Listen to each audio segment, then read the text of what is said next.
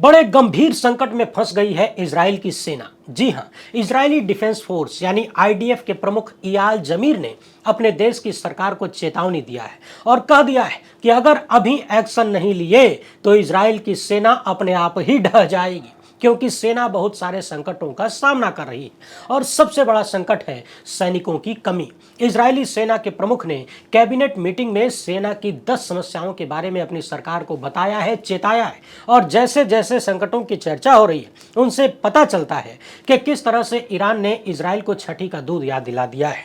Israel की स्थिति यहां तक पहुंच गई है कि उनका जो समुदाय यानी इजराइल की जो जनता पूजा पाठ और धार्मिक कार्यों में लगी रहती है, अब उनको भी घसीट के सेना में लाने की बात होने लगी है। इस पूरी रिपोर्ट पर एकदम तगड़ी वाली चर्चा करेंगे। वैसे इजराइल को लेकर 4-5 खबरें ऐसी आई हैं जो उसके खोखलेपन की गवाही देती हैं। इजराइल के बैंक ने संभावित विकास दर को घटा दिया है। इजराइल से हजारों की संख्या में लोग देश छोड़ रहे हैं। देश के भीतर भी बड़ी संख्या में पलायन हो रहा है, शहर के शहर खाली हो रहे हैं और साल 2025 में इजराइल छोड़ने वालों का जो रिकॉर्ड आया है वो बता रहा है कि वहां की जनता अपनी सरकार की युद्ध नीति से कितनी परेशान है। उधर ट्रंप ईरान के जिस खार्क द्वीप पर निशाना बनाए बैठे हैं उसे लेकर कई जानकारों ने गंभीर चिंता व्यक्त किया है। और तो और इजराइल में आम जनता के बीच आक्रोश बढ़ता जा रहा है, सत्ता के खिलाफ नाराजगी बढ़ती जा रही है। इजराइल को लेकर ढेर सारी खबरों पर एकदम आसान भाषा में चर्चा करेंगे, मगर उससे पहले आप सभी से एक छोटी सी अपील है। पहली बार है तो चैनल को सब्सक्राइब करके घंटी बजा दीजिए टन से। हर वीडियो को लाइक और शेयर करना जरूरी होता है। एक विशेष बात, प्रतिदिन इस चैनल पर 2 से 3 वीडियो अपलोड होती है, इसलिए नोटिफिकेशन के भरोसे न रहें। बहुत सारे दर्शक शिकायत करते हैं कि नोटिफिकेशन नहीं आता, हमें पता नहीं चलता कि वीडियो आई है। तो आप खुद से शाम को एक बार चैनल लोकहित इंडिया यूट्यूब पर सर्च करिए और नई वीडियो देखिए। इसके अलावा यदि आपको हमारा काम पसंद आता हो तो इस QR कोड या फिर मोबाइल नंबर का प्रयोग करते हुए जो भी हो सके आर्थिक सहयोग भेजने का प्रयास जरूर करें, ताकि लोकहित इंडिया की गाड़ी भी चलती रहे। जब युद्ध चरम पर हो और किसी देश की सेना कहने लगे कि हम कभी भी ढह सकते हैं, तो सोचिए कि स्थितियां कितनी गंभीर होंगी। जी हां, द जेरूसलम पोस्ट और द टाइम्स ऑफ इजराइल जैसे इजराइल के अखबारों ने जो रिपोर्ट किया है उसके अनुसार इजरायली सेना के chief of staff lieutenant general Zamir ने अपने देश की सुरक्षा कैबिनेट की बैठक के दौरान चेतावनी दिया कि इजराइल की सेना यानी आईडीएफ अपने आप ही ढह जाएगी, क्योंकि यहां वहां कई जगह पर इजराइल युद्ध लड़ रहा है और इस बीच सेना में लोगों की कमी है, यानी सैनिकों की कमी है, लड़ने वालों की कमी है। अब इजरायली सेना के प्रमुख ने अपने सरकार के सामने 10 खतरे के संकेत दिखाए हैं। हालांकि सारे संकेत दुनिया के सामने नहीं लाए गए, लेकिन कुछ जो सामने आए हैं उनमें सबसे महत्वपूर्ण ये है कि इजराइल की सेना पर जरूरत से ज्यादा दबाव पड़ चुका है, सैनिकों की भारी कमी है और इजराइल की जो रिजर्व फोर्स वो भी थक चुकी है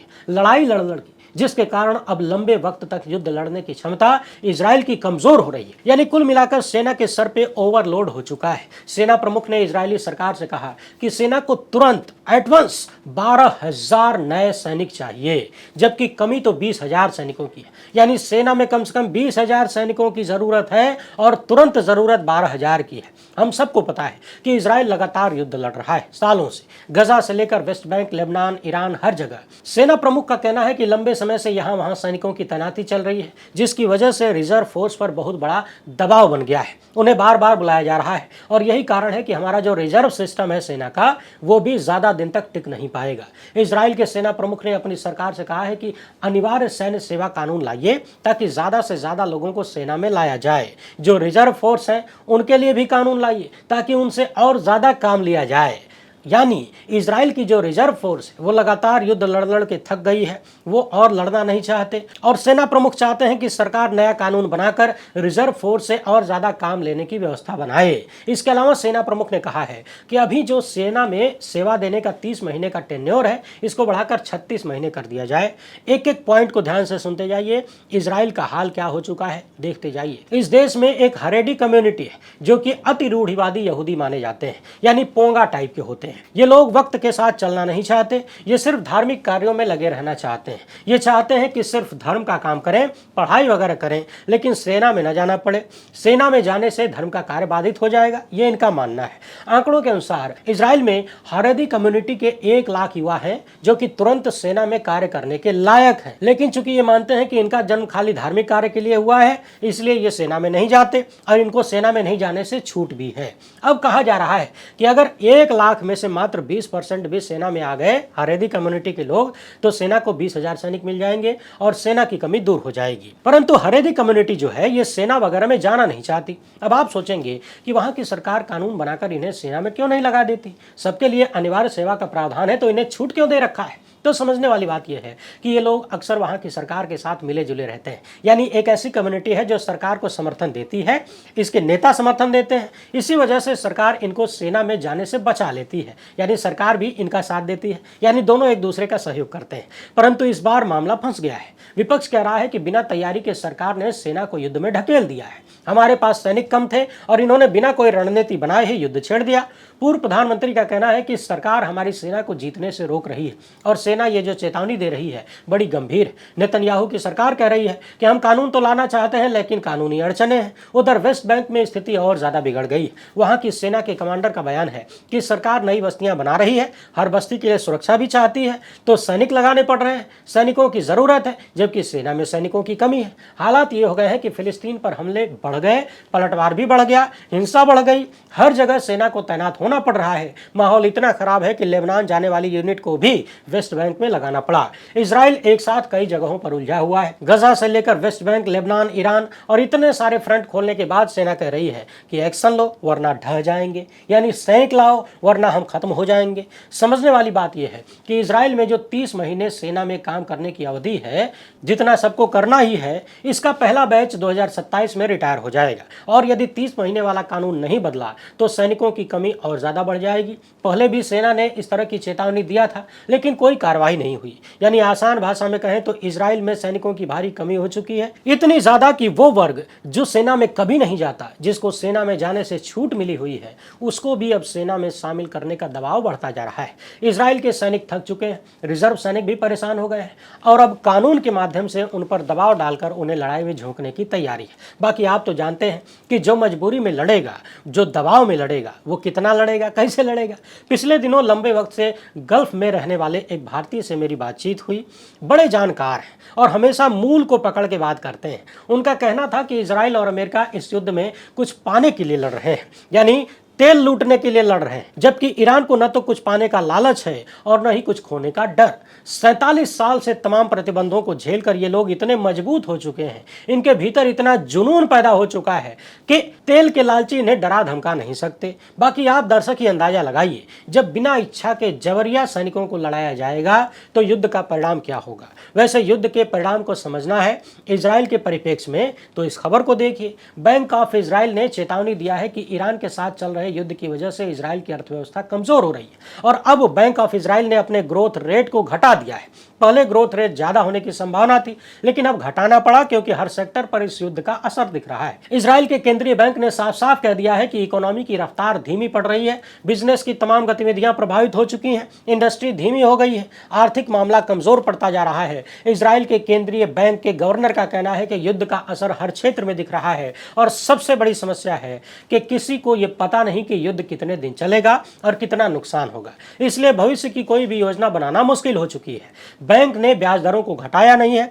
कारण कि महंगाई का डर है, महंगाई न बढ़ जाए। युद्ध की वजह से कीमतें बढ़ सकती हैं। पहले अनुमान लगाया गया था कि 4 से 4.5% की आर्थिक वृद्धि इजराइल ले सकता है, लेकिन अब इसे घटाकर 3 से 3.5% कर दिया गया है, यानी 1% की गिरावट। ये 1% की गिरावट बहुत बड़ी है, यानी 1% की गिरावट एक महीने के युद्ध में आर्थिक विकास के अनुमानों में आ चुका है और ये इजराइल के केंद्रीय बैंक का अनुमान है। हाल ही में इजराइल के प्रधानमंत्री ने उत्तरी इजराइल की सीमा के आसपास रहने वाले लोगों से कहा कि वो लोग लेबनान से हिजबुल्लाह द्वारा जो हमला किया जा रहा है उससे बचने के लिए अपने घरों में ही रहें, बाहर न निकलें और पलायन तो बिल्कुल न करें। इसकी वजह से जनता में काफी नाराजगी है। लोगों का मानना है कि लगातार हिजबुल्लाह की तरफ से रॉकेट से हमले किए जा रहे हैं। इजराइल का सुरक्षा इंतजाम कमजोर है, सरकार ने जो वादे किए थे इतिहास में वो पूरे नहीं हुए।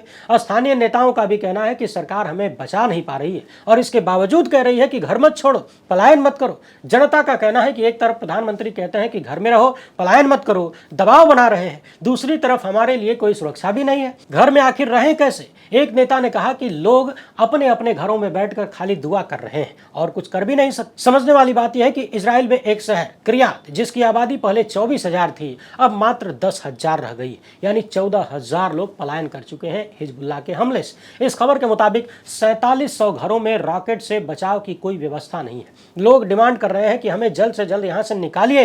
हिजबुल्लाह लगातार रॉकेट मार रहा है, हमला कर रहा है, क्लस्टर बमों से भी हमले हो रहे हैं। स्थानीय नेता नाराज हो रहे हैं, कह रहे हैं कि साल 2018 में भी बड़ा बड़ा प्लान बनाए थे प्रधानमंत्री, साल 2023-24 में भी $28 मिलियन का सुरक्षा सिस्टम लगाने का वादा किया था, लेकिन वादे पूरे नहीं हुए। सोचिए कि इजराइल के स्थानीय नेता कह रहे हैं कि इजराइल हमें छोड़कर जा चुका है, हम अकेले पड़ रहे हैं, देश हमारे साथ नहीं है, हम अकेले लड़ रहे हैं। इस रिपोर्ट के अनुसार एक मेयर ने यहां तक कह दिया कि अगर शहर खाली हो गया तो फिर युद्ध जीतने का फायदा क्या है। लोग धीरे धीरे शहर छोड़ रहे हैं। यही हाल रहा तो पूरा शहर 1 महीने में खाली हो जाएगा, खाली कुछ लोग बचेंगे।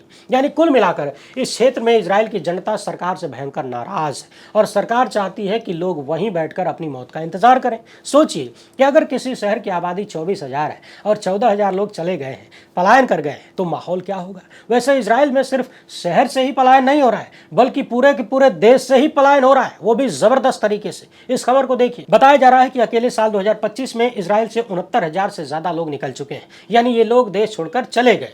लगातार दूसरा साल है जब देश में नेगेटिव माइग्रेशन हुआ है। यानी कहां तो इजरायली सत्ता यहूदियों के लिए सबसे सुरक्षित जगह बनाने का दावा कर रही थी, अब हाल ऐसा हो गया है कि पिछले एक साल में यानी साल 2025 में अकेले 69,000 से ज्यादा लोग इजराइल छोड़ चुके हैं। ध्यान रहे, साल 2024 में इसी इजराइल से 82,700 से ज्यादा लोग चले गए थे छोड़कर। वहीं अगर हम देश में आने वालों की बात करें तो साल 2024 में 32,000 आए और 2025 में 24,600 आए। मगर समझने वाली बात यह है कि देश छोड़कर जाने वालों की संख्या आने वालों से लगभग 3 गुनी है। इजराइल की कुल जनसंख्या 1 करोड़ के आसपास है और 1 करोड़ की आबादी में से इस तरह कभी 82,000 कभी 69,000 लोगों का देश छोड़ना बहुत मायने रखता है। इजराइल के बारे में एक और महत्वपूर्ण बात है, जब से इजराइल बना है उसके इतिहास में अब तक की सबसे धीमी जनसंख्या ग्रोथ 2025 में देखी गई।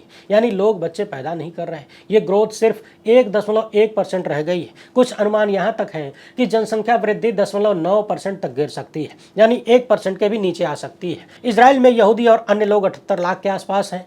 अरब जनसंख्या 21 लाख से अधिक है और अन्य विदेशी 2.5 लाख के करीब है। ये रिपोर्ट बता रही है कि पहले इजराइल में हमेशा ज्यादा लोग आते थे, जाने वालों की संख्या कम थी, लेकिन अब ज्यादा लोग जा रहे हैं, आने वालों की संख्या कम हो गई है। इजराइल से बाहर जाने वाला मामला अब तक इतिहास में केवल 2 बार हुआ, एक बार 1950 में, दूसरी बार 1980 में आर्थिक संकट के समय। तो समझने वाली बात यह है कि लोग देश क्यों छोड़ रहे हैं। इसका कारण है युद्ध। एक तरफ गजा में युद्ध, हमास के खिलाफ युद्ध, दूसरी तरफ ईरान के साथ तनाव। लोग लगातार असुरक्षा में जी रहे हैं। यहाँ पर राजनीतिक संकट भी है, लोगों का भरोसा सरकार पर कम होता जा रहा है। जुडिशियल रिफॉर्म्स को लेकर भी लोग चिंतित हैं, यानी न्यायपालिका में भयंकर भ्रष्टाचार है। आर्थिक दबाव बढ़ता जा रहा है, महंगाई चरम पर है, नौकरी और बिजनेस पर गंभीर असर हो रहा है। लोग अच्छा जीवन पाने के लालच में इजराइल छोड़कर दूसरे देशों में जा रहे हैं। जाहिर सी बात है, जब इजराइल से सैकड़ों मील दूर के लोग उसके युद्ध की खबरें सुनकर परेशान हो चुके हैं, तो वहां की जनता कितनी परेशान होगी लगातार युद्ध झेलते हुए। आखिर सीमा पर जो सैनिक लड़ रहे हैं, जो अपनी जान दांव पर लगा रहे हैं, गंवा रहे हैं, घायल हो रहे हैं, वो भी तो आम लोगों के परिवारों से ही आते हैं। आखिर कितने साल तक कोई युद्ध के तनाव को झेल सकता है। सोचिए, इतनी दूर जब भारत में युद्ध का एहसास हो गया है, इतनी महंगाई और गैस तेल का संकट पैदा हो गया है, तमाम तरीके की मुसीबतें बढ़ती जा रही हैं, तो जो देश लगातार कई साल से युद्ध में लिप्त है और जबरदस्ती युद्ध लड़ रहा है, उसकी जनता क्या सोच रही होगी। उधर ट्रंप है, जिनकी अलग कहानी चल रही है। इनको ईरान का खार्ग द्वीप चाहिए किसी भी तरह से। बार बार ईरान से कह रहे हैं कि ये खार्ग द्वीप हमें दे दे ईरान। ट्रंप को खार्ग क्यों चाहिए, इस बारे में हमने इस वीडियो में, पिछली वीडियो में विस्तार से बात किया है। नहीं देखे हैं तो जरूर देखिएगा। लेकिन टेंशन वाली बात यह है कि विशेषज्ञों का कहना है कि अगर अमेरिका ईरान के खार्ग द्वीप पर कब्जा कर भी लेता है तो फिर टेंशन अमेरिका को ही होने वाली है। अमेरिका के सैनिकों को खतरा होगा और युद्ध के समाप्त होने की जो संभावना थोड़ी बहुत है वो भी खत्म हो जाएगी। दरअसल खार्ग द्वीप से ही करीब 90% ईरान का तेल निर्यात होता है और जब तेल की सप्लाई हो रही है तो ईरान को पैसा मिल रहा है। इसी बात से ट्रंप नाराज है और कह रहे हैं कि हम इस पर कब्जा करना चाहते हैं। लेकिन दुनिया भर के तमाम विशेषज्ञों की साफ चेतावनी है कि खार्ग आइलैंड पर कब्जा करने से ईरान हार नहीं मानेगा और युद्ध लंबा ही खिंचता जाएगा। इसके अलावा खार्ग द्वीप ईरान से थोड़ी ही दूर पर है, यानी ईरान से 25-30 किलोमीटर की दूरी है।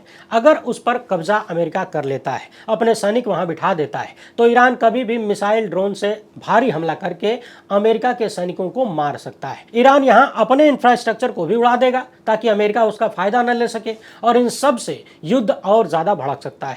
यानी खार्ग पर कब्जा करने का छोटा सा ऑपरेशन बड़े क्षेत्रीय युद्ध को न्योता दे सकता है। एक्सपर्ट्स मानते हैं कि इस पर कब्जा करने के बजाय नौसैनिक घेराबंदी बेहतर हो सकती है। यहां से जो तेल सप्लाई हो रही है उसको रोका जा सकता है। लेकिन जमीनी ऑपरेशन के बारे में अगर अमेरिका ने सोचा तो अमेरिका के लिए अपने ही सैनिकों को बचाना मुश्किल हो जाएगा। ईरान जवाबी रणनीति में समुद्र के भीतर माइंस बिछा सकता है, ड्रोन हमले कर सकता है।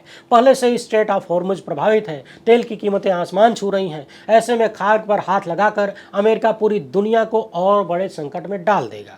तो कुल मिलाकर 3 दिन के भीतर ईरान में तख्ता पलट करके तेल पर कब्जा करने का सपना लेकर जो अमेरिका इजराइल निकले थे, अब 30 दिन बीतने के बाद खुद ही बेहद कमजोर स्थिति में आने लगे हैं। इजराइल की अपनी सेना के प्रमुख तमाम तरीके की समस्याएं गिनवा रहे हैं। बाकी देखते जाइए सनकी नेता दुनिया में और कितनी तबाही लाते हैं। वैसे आप इस मामले पर क्या सोचते हैं, कमेंट बॉक्स में जरूर लिखिएगा। वीडियो को ज्यादा से ज्यादा लोगों तक शेयर करिए। हमसे जुड़ने के लिए बहुत बहुत धन्यवाद। जय हिंद।